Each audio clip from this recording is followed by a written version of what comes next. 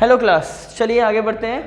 ना about 2000 million year ago the first cellular form of life appears on earth. सबसे पहले क्या हुआ, 2000 साल पहले, आपको बता चुका हूँ, इसको हम माया भी कहते हैं, लाइफ अर्थ पे डेवलप हुई थी। Now the mechanism of how, ये हमें नहीं पता कि कैसे, ये हमें बात नहीं पता कि कैसे नॉन सेलुलर, जितने भी नॉन सेलुलर थे वो धीमे धीमे करके सेल में कन्वर्ट हो गए, ये हमें बात नहीं पता। या उसके अंदर मेम्ब्रेन कैसे आए, हमने बात कही थी, आपको याद है, हमने कहा था डीएनए आरएनए बना, आरएनए बनने के बाद वो कैप्सूल बना था, लेकिन हमें एक्चुअली नहीं पता कि वो बना कैसे था। और उसमें से बहुत सारे सेल ऐसे थे जिसके अंदर ऑक्सीजन रिलीज करने की capacity, some of these cells had the ability to release oxygen. बहुत सारे लोग क्या कर रहे थे, बहुत सारे ऑर्गेनिज्म ऐसे थे जो ऑक्सीजन को रिलीज कर भी पा रहे थे। Okay, the reaction would have been similar to the light reaction in photosynthesis, यानी कि वो रिएक्शन क्या थी, फोटोसिंथेसिस, लास्ट ईयर पढ़ चुके हैं हम। इसका मतलब वो फोटोसिंथेसिस कर सकते थे। Now where water is split, आपको पता ही फोटोसिंथेसिस की बात करें हम तो water is been split, water जो है आपका टूट जाता था, ठीक है, वाटर जो है वो टूटता था, उसके बाद ऑक्सीजन बनती थी। Slowly single cell organisms become multi cellular, और धीमे धीमे क्या हुआ, जितने भी सिंगल सेल ऑर्गेनिजम्स थे वो कैसे बन गए, मल्टी सेलुलर बन गए वो। Okay, it become multi cellular by the time of 500 माया। जो 500 माया जो था, invertebrates were formed and active. धीमे धीमे करके क्या हुआ, ये आपका एक्टिव हो गए और इनवर्टिब्रेट्स बनना शुरू हो गए। तो जॉलेस फिश जो बनी वो आपकी कितनी बनी, आपकी 350 माया में बनी। और सी वीड्स यानी समुद्री वीड्स जो हो गए, few plants exist probably around 320 mya पे बनी, ठीक है। ओके, आगे बढ़ते हैं। Now we are told that the first organism that invade land were plants. हमसे कहा गया है, हमें बताया गया है कि जो ऑर्गेनिज्म है, the first organism that invade land, जो सबसे पहले आए पेड़ पौधे आए, बाकी चीजें बाद में, सबसे पेड़ पौधे आए, वही ऑक्सीजन आई उसमें। They were wide spread on lands वे एनिमल्स इन्वेड लैंड्स।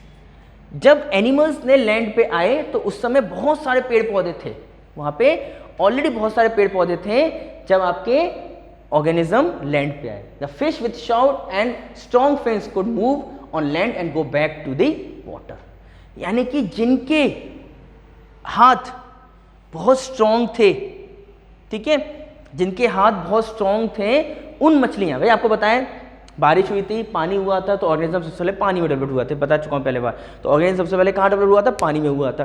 तो पानी से लैंड पे आ पाए वो, जिनके मजबूत थे हाथ, क्रॉल करके वो अर्थ पे आ गए, और उसके बाद फिर वो पानी में चले जाते थे, जैसे क्रोकोडाइल वगैरह करते हैं, कछुए होते हैं, क्रोकोडाइल होते हैं, क्या होते हैं, दे आर एम्फीबियंस, वो बाहर आ जाते हैं और फिर अंदर चले जाते हैं। ओके, जिनके स्ट्रॉन्ग फिन्स वगैरह थे वो बाहर आते चले गए, वो बाहर आ गए, जैसे कि लोब्ड फिन्स फिश थे, फिश जो है उसके बाद ये एम्फीबियंस बन गए, इनके जो पैर थे वो स्ट्रॉन्ग हुए। इट इज व्हाट, इवोल्यूशन ही तो हुआ, इनके अंदर क्या आ गया, चेंजेस आ गए। Now in 1938 the fish caught in South Africa happens to be, यानी क्या मतलब हुआ, साउथ अफ्रीका में सबसे पहले एक फिश पता करी जिसको हम सीलोकैंथ कहते हैं, ठीक है, जिसको हम सीलोकैंथ कहते हैं। तो ये फिश हमारी क्या है, सीलोकैंथ। अबे कहाँ गया पीछे सीलोकैंथ, इसको हम coelacanth which was thought to be extinct, जो कि खत्म हो चुकी है, मानी गई थी खत्म हो गई, लेकिन ये फिर भी हमें दिखाई देगी 1938 में। These animals called lobed fins, lobed fins का क्या होता है, it belongs into the first amphibians that lived on both land and water. So this is basically, याद रखना, इसको हम लोब्ड फिन्स कहते हैं, लोब्ड फिन फिश। तो इनके क्या होते हैं, इनके जो फिन्स होते हैं उसमें आपकी ये उंगलियां सी बन जाती हैं थोड़ी थोड़ी सी, जिससे कि ये क्रॉल कर सकें। भाई अगर कोई चीज़ ऐसी होगी तो चढ़ना मुश्किल हो जाएगा, भाई ऐसा था पहले ये, अब ये ऐसा हो गया। इसका मतलब क्या है, कोई चीज़ को आप पकड़ नहीं सकते हो, लेकिन अगर अब वो ऐसा हो जाए तो इसको आप पकड़ के आगे बढ़ सकते हो, चढ़ सकते हो, ठीक है। तो वही वाली बात है यहाँ पे, was the first amphibians that lives on both land and water. तो ध्यान रखना इसका, सीलोकैंथ्स का। Now there are no specimens of these left with us, उसका कुछ बचा नहीं है हमारे पास, कोई स्पेसिमेन बचा नहीं है, कुछ ऐसी चीज बात नहीं बची। However these were ancestors of modern days frogs and salamanders the amphibians lodge into reptiles. उसके बाद क्या बने? एम्फीबियंस। पहले हमारे फिश थे एम्फीबियंस बने, एम्फीबियंस से क्या बने? रेप्टाइल्स बने। इसको लिख लेना कॉपी पे अपने। दे ले एग। उसके बाद क्या उन्होंने? Thick shell egg. उन्होंने क्या बनना शुरू कर दिया? एग निकालना शुरू कर दिया। Which do not dry up in sun like those of amphibians. इसका मतलब जो एम्फीबियंस के एग थे, बात ध्यान समझना, जो एम्फीबियंस के एग्स थे वो अगर बहुत देर तक धूप में रहते थे तो ड्राई हो जाते थे, लेकिन रेप्टाइल्स में क्या हुआ? उनके अंदर धीमे धीमे चेंजेस आया, उन्होंने अंडे देने शुरू कर दिए। वो ऐसे अंडे दे दिए जो कि आपके सूरज में ड्राई नहीं होते थे, तो सूरज में वो खराब नहीं होते थे। Again we only see these their modern day descendants the turtle, tortoise and crocodiles. अब आपको अभी भी ये सब जानवरों को देख सकते हैं हम। In the next 200 million ago, sorry, in next 200 million years or so, reptiles of different shapes and size dominate on earth। उसके बाद क्या हुआ? धीमे धीमे करके आपके क्या कहते हैं, रेप्टाइल्स वगैरह ये ने अर्थ को पूरी तरह से घेर लिया, यानी कि बहुत ज़्यादा ये हो गए। फिर हम बात कर रहे हैं पेड़ पौधों की बात करें, गैंड फ्रेंड्स की बात करें, या टाइडोफाइटर्स की बात करें, were present but they all fails to form coal deposit slowly. बहुत सारे टेरिडोफाइटर्स थे, लेकिन धीमे धीमे करके वो गिर गए। हो सकता है ये जानवर इतने बड़े बड़े हो गए, उन्होंने पेड़ पौधों को गिरा दिया, भारी हो गए होंगे, खाते रहते होंगे, ये सब गिर गए और धीमे धीमे करके वो जो गिरे हैं। तो याद रखना, जो कोल है आज की तारीख में, जो भी कोल डिपॉजिट है, it is what? It is your pteridophyta. NEET का क्वेश्चन आ गया। Some of these land reptiles went back into water to evolve into fish like reptiles already भी 200 मायरा। तो बहुत सारे रेप्टाइल्स क्या हुए? बहुत सारे रेप्टाइल्स जो हैं ये आपके वापस चले गए पानी के अंदर। ठीक है, कहाँ चले गए वापस? ये पानी के अंदर चले गए। ठीक है, now the land reptiles were of course the dinosaurs. जो लैंड पे रह गए वो कैसे हो गए? डायनासोर्स हो गए। जो पानी में चले गए वो पानी में चले गए। Now the biggest of them is tyrannosaurus. Dinosaurs जो है ये सबसे बड़ा है। Rex was about 20 feet in height and had huge fearsome daggers like teeth। इसके बहुत बड़े बड़े दांत थे। ये आपके याद रखना इस बात का। ट्राइनोसोरस रेक्स जो था ये आपका सबसे बड़ा डायनासोर था। About 35 Maya the dinosaurs suddenly disappears. उसके बाद ये धीमे धीमे करके डायनासोर्स खत्म हो गए फ्रॉम द अर्थ, क्योंकि इसके अंदर क्या आ गया? हो सकता है आंधी, वो ज्वालामुखी फटी या जो भी कुछ हुआ हो, उस चक्कर में सब ये खत्म हो गए।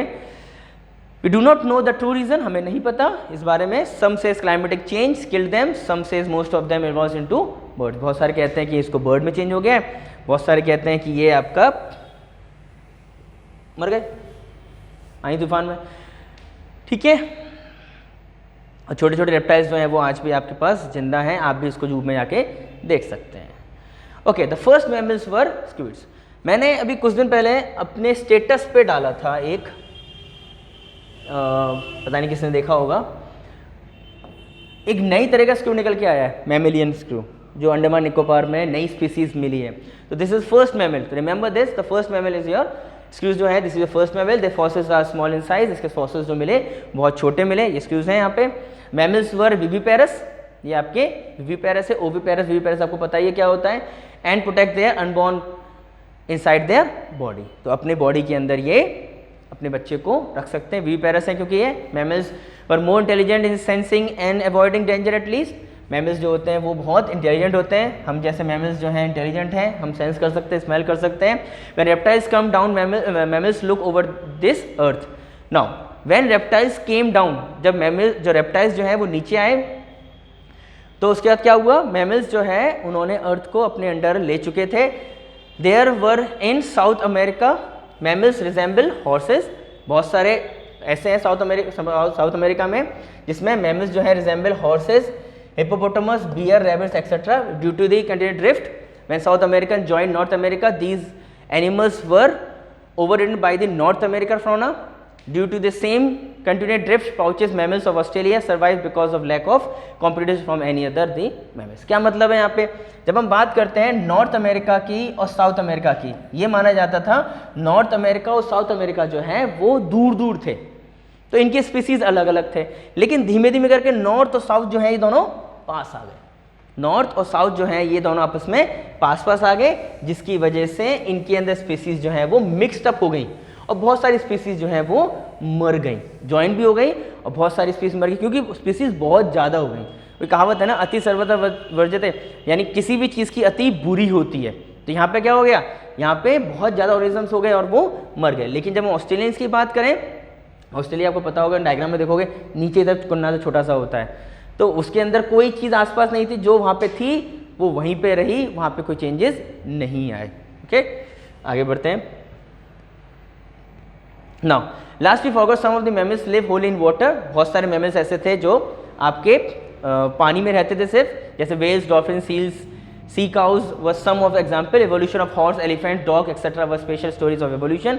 You will learn about these in higher classes. बड़े हो जाओगे तब तो उसके बारे में सीखोगे, मुझे लगता कोई सीखेगा इसको। ये नीट का क्वेश्चन है, बस ये नीट का है, बोर्ड वाले दिमाग न मारे। ये है कनेक्टिंग लिंक, जैसे virus is connecting between living and non living. तो ये सारे जो एग्जांपल्स हैं ये नीट में आ सकते हैं। It is only for NEET students, not for the board student, remember this. Now next जो है वो हम नेक्स्ट चैप्टर में करेंगे। ये अब इंसानों की बात करने जा रहे हैं कि इंसानों में एवोल्यूशन कैसे हुआ। थोड़ा सा बचा है, ज़्यादा नहीं है, लेकिन बेटा जितना भी है अभी तक हमने पढ़ा है कॉम्प्लिकेट सा था, तो इस चीज़ को आप ध्यान रखें। ओके, चलिए, thank you so much, bye bye.